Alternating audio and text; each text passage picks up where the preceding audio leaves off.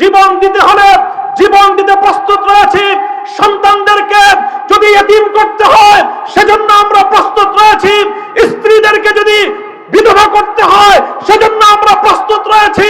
মায়ের বুক যদি আমাদের খালি করতে হয়, আমাদের মায়েরা বুক খালি করে চোখের অশ্রুতে তাদের কলিজার টুকরা সন্তানদেরকে মাটির নিচে খোদার হাতে সুপর্দ করবে। কিন্তু ইসলামের জন্য, ইসলামের বিপক্ষে কোন শত্রুর সাথে এক মুহূর্তের জন্য আপোষ করতে প্রস্তুত না। পরিষ্কার থাকেন ভাই, এখন আর ওই যে নিমু করার টাইম নাই। মার খেয়েছি আমরা, কারেন্টের শর্ট দিয়া লটকে পিটেছে আমাদেরকে, ঘুমেছিলাম আমরা। আপনাদের সমস্যা কোথায়?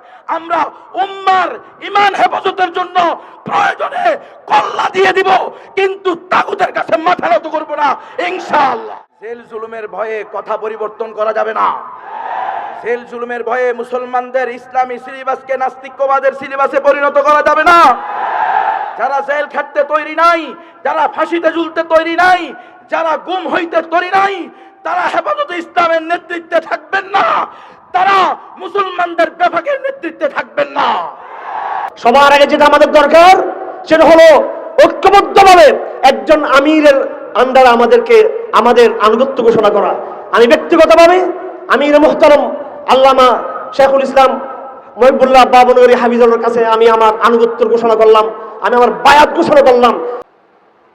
আমাদের একটাই কথা, এই দেশ এর মুসলমান কখনোই আপনাদের ঘাড়ে পড়তে যাবে না। কে ক্ষমতায় আসলো, কে ক্ষমতা থেকে নামলো, তা নিয়ে আমাদের মাথা ব্যথা নাই, তা নিয়ে হেফাজতে ইসলামের মাথা ব্যথা নাই। কিন্তু যদি ইসলামের গায়ে সামান্য আঁচড় দেওয়া হয়, ইসলামের দিকে যদি সামান্য বাঁকা চোখে তাকানো হয়, তাহলে সেই চোখ জারি হোক না কেন, চোখ উপরে ফেলা হবে, ছেড়ে দেওয়া হবে না। যেই জমিনে ওলামাদের রক্ত পড়েছে, আল্লাহর কসম করে বলি, যেই জমিনে একজন আলেমকে মাথায় হেলমেট পরিয়ে, বুকে বুলেট প্রুফ জ্যাকেট পরিয়ে জনগণের সামনে লাঞ্ছিত করবার চেষ্টা করা হয়েছে, অপমানিত করবার চেষ্টা করা হয়েছে, আল্লাহর কসম তারা যদি অনুতপ্ত না হয়, তারা যদি তওবা না করে, আলেমদের সামনে মাথা নত না করে, আল্লাহর কসম তাদের প্রতিটা টুকরা বাংলার ৫৬,০০০ বর্গ মাইলের জমিনে ছড়িয়ে থাকবে। আমরা সবাই সীসা ডালা প্রাচীরের ন্যায় ঐক্য হবো ইনশাআল্লাহ। এর জন্য কারা কারা তৈরি আছেন হাত তুলে দেখান ইনশাআল্লাহ।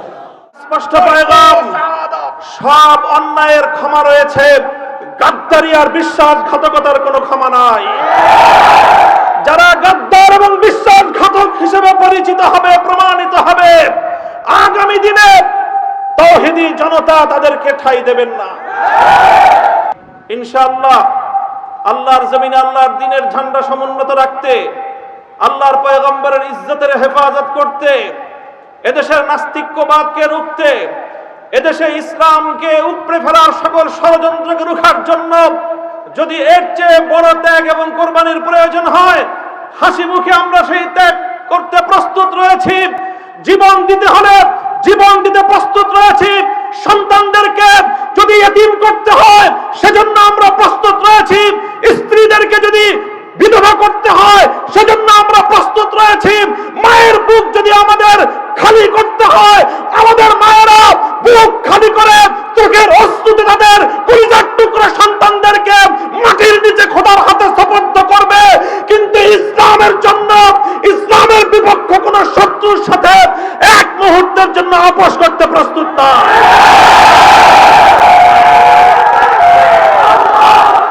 আমি এ জাতির কাছ থেকে জিজ্ঞাসা করতে চাই, আগামী দিনে ইসলামের কথা বলার অপরাধে, আল্লাহর পয়গম্বরের ইজ্জতের পক্ষে কথা বলার অপরাধে, শাপলা চত্বরের আমার ভাইয়ের রক্তে রঞ্জিত শাহাদাতের কথা বলতে গিয়ে হঠাৎ আমার যে সকল সন্তানদের বুকগুলোকে জালিমের বুলেটের আঘাতে ঝাঁঝাতে হতে হয়েছে, ব্রাহ্মণবাড়িয়ায় যেভাবে পাখির মতো গুলি করে আমার সন্তানদেরকে শহীদ করা হয়েছে, সেই সন্তানদের পক্ষে কথা বলতে গিয়ে আমাদের কণ্ঠ যদি আবার চেপে ধরবার চেষ্টা করা হয়, তাহলে আপনারা রাজপথে তার মোকাবেলা করবার জন্য প্রস্তুত থাকবেন কিনা?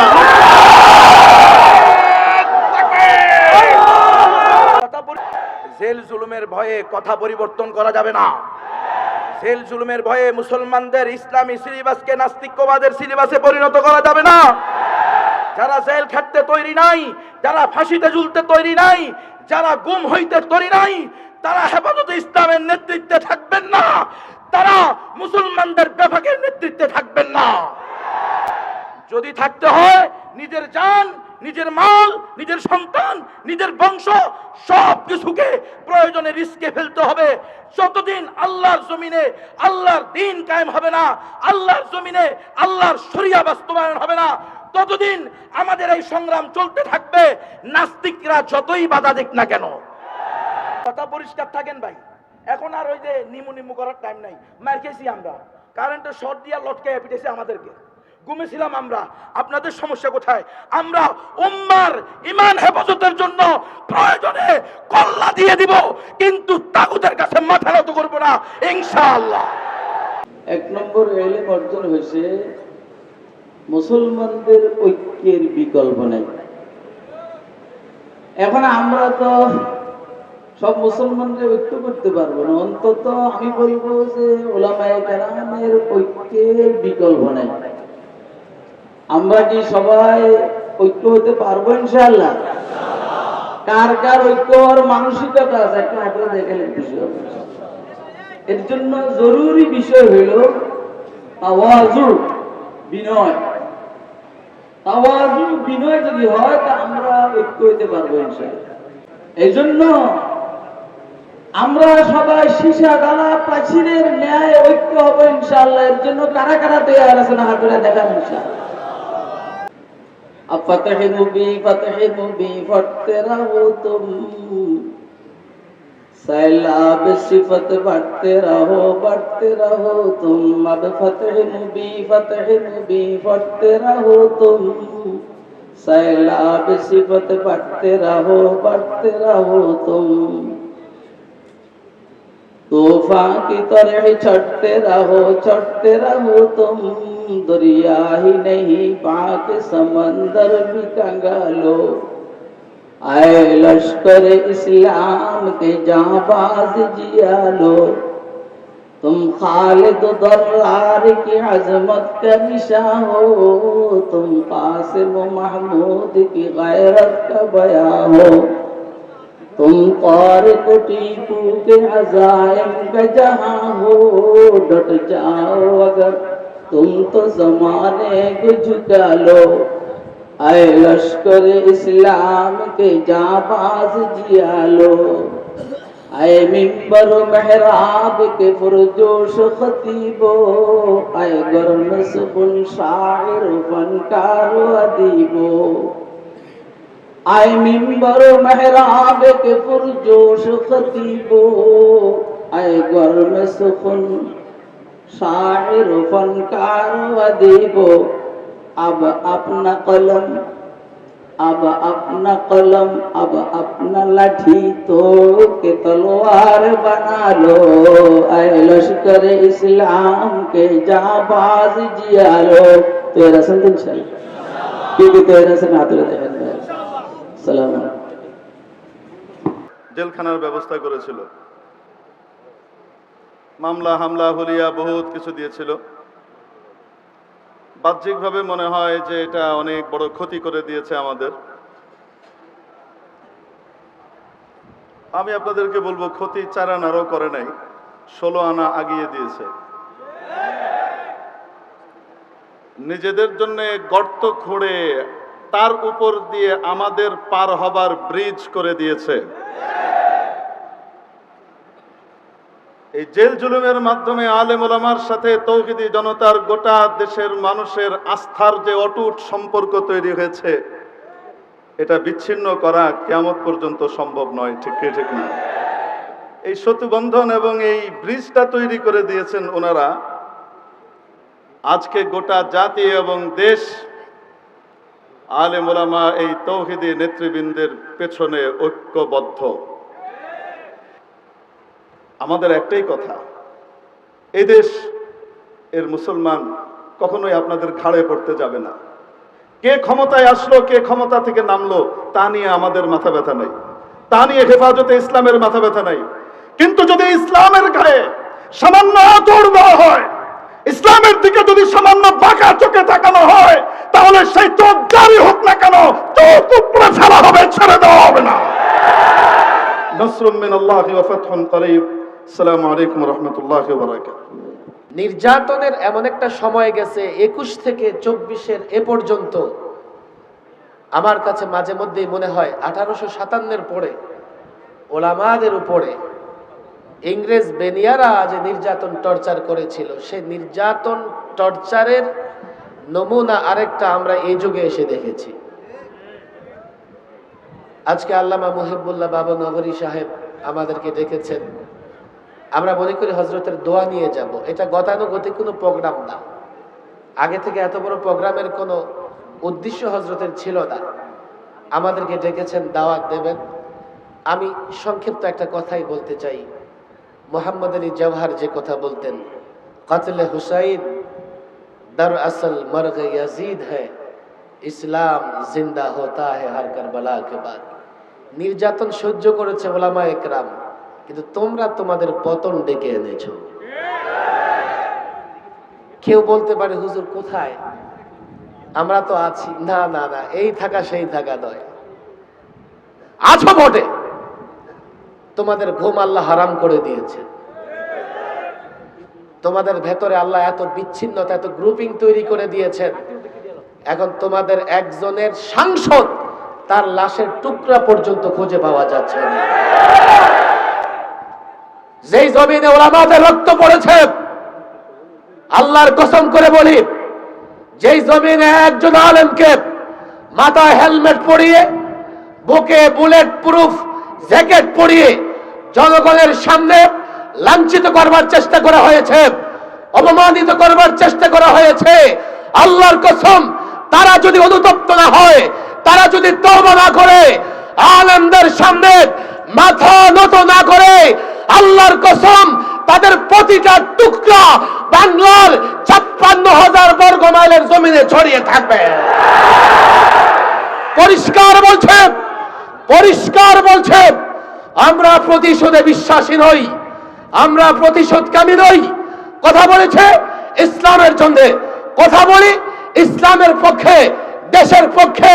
রব্বে কাবার কসম, আমাদের বিরোধিতা করলে তোমাদের অস্তিত্ব থাকবে না। ওলামাদের উপর নির্যাতন করে তোমরা তোমাদের কবর রচনা করেছো।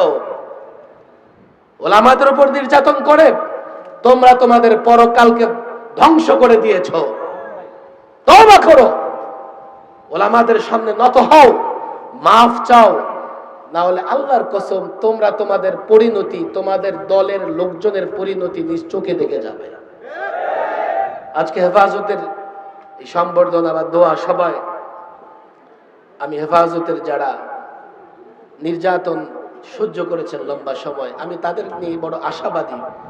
ওনারা যদি হেফাজতে ইসলামের পতাকা তোলে, হেফাজত ইসলাম পতাকা তোলে সমবেত থাকেন, আমার বিশ্বাস ইনশাআল্লাহ আল্লামা মুহিবুল্লাহ বাবু নগরী হযরতের নেতৃত্বে আমরা আরো অনেক কাজ করতে পারবো।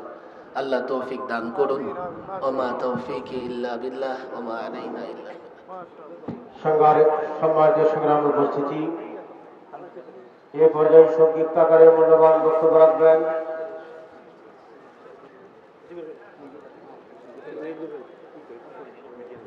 আমার ভাইয়েরা। বহুমুখী চক্রান্ত আমরা পড়ে গিয়েছি। ফিলিস্তিন কেন্দ্রিক আন্তর্জাতিক গ্লোবাল ইহুদিবাদী শক্তি, খ্রিস্টানবাদী শক্তি আজ আমাদের বিরুদ্ধে ঐক্যবদ্ধ হয়েছে। যে কথাগুলো আমরা বলার কারণে আমাদের জঙ্গিবাদের তকমা দেওয়া হয়েছিল, সেই কথা আমাদের প্রধানমন্ত্রী কয়েকদিন আগে বলেছিলেন, কথা ঠিক কিনা? তিনি বলেছিলেন পার্বত্য চট্টগ্রামকে কেন্দ্র করে খ্রিস্টান রাজ্য তৈরির সৃষ্টির একটি পায়তারা করা হচ্ছে। আমরা প্রধানমন্ত্রীর বক্তব্য সাথে ঐক্যমত পোষণ করছি আমরা, এবং সাথে সাথে আমি আহ্বান করব, তিনি যদি এবং তার সরকার এবং এদেশে অবৈধ তৌহিদ জনতাকে নিয়ে যদি সেই চক্রান্তকে মোকাবেলা করতে চান, আমরা সেই যুদ্ধে, আমরা কিন্তু সেই সংগ্রাম আমরা শরীক থাকবো। পাশাপাশি আমি দৃষ্টি আকর্ষণ করছি, শুধু কেবল খ্রিস্টানবাদের চক্রান্ত নয়, এই দেশে হিন্দুত্ববাদ, পৌত্তলিকতার চক্রান্ত আরো গভীরভাবে প্রসারিত হয়েছে, সে সম্পর্কে সাবধান হতে হবে। আমার ভাইরা, আমরা এই আমাদের দাওয়াতি সংগ্রামে, এই জেহাদি সংগ্রামে আমাদের সফল হতে হবে, তার জন্য আমাদের অনেক রকমের প্রস্তুতি দরকার। সবার আগে যেটা আমাদের দরকার সেটা হলো ঐক্যবদ্ধভাবে একজন আমিরের আন্ডারে আমাদের আনুগত্য ঘোষণা করা। আমি ব্যক্তিগতভাবে আমির মুহতারম আল্লামা শেখুল ইসলাম মহিবুল্লাহ বাবনগরী হাফিজুল্লাহর কাছে আমি আমার আনুগত্য ঘোষণা করলাম, আমি আমার বায়াত ঘোষণা করলাম। আমি আমার বাংলাদেশের কোটি কোটি তৌহিদ জনতাকে বলবো, এটা নতুন কোনো কিছু নয়। ফেরাউন বিরোধী সংগ্রামে মুসা আলাইহিস সালামের হাতে সমস্ত বনিস ঐক্যবদ্ধ বায়াত প্রাপ্ত ছিল। আমাদের নবী সাল্লাল্লাহু আলাইহি সাল্লাম মক্কায় যখন ছিলেন তখনও মক্কার সমস্ত মুসলমান তার নেতৃত্বে ঐক্যবদ্ধ ছিলেন, এবং মদিনায় যখন ছিলেন তখন তারা ঐক্যবদ্ধ ছিলেন। ভারতবর্ষ শহীদ আহমদ শহীদ রহমতুল্লাহ আলী যে দাওয়াতি তাহরিক শুরু করেছিলেন, ব্রিটিশ বিরোধী সংগ্রাম শুরু করেছিলেন, শহীদ আহমদ শহীদ তাহরিক এখন জীবিত রয়েছেন। আমরা মুহিবুল্লাহ বামনগরী হাফিজুল্লাহর মাধ্যমে আমরা একজন শহীদ আহমদ শহীদ দেখতে পাই। আমি এই দেশের সমস্ত ওলামায়ে কেরামকে, বর্তমান জমানার হযরত শহীদ আহমদ শহীদ মুফতি মুহিবুল্লাহ বামনগরীকে আজকের জমানার শহীদ আহমদ শহীদ ঘোষণা করে তার নেতৃত্ব সকল করব ঐক্যবদ্ধ হয়ে আগামী দিনের বহুমুখী আন্তর্জাতিক ও জাতির চক্রান্ত মোকাবেলা করার জন্য সকলকে আমি আহ্বান জানাচ্ছি। ধন্যবাদ সকলকে। আসসালামু আলাইকুম ওয়া রাহমাতুল্লাহি ওয়া বারাকাতুহু।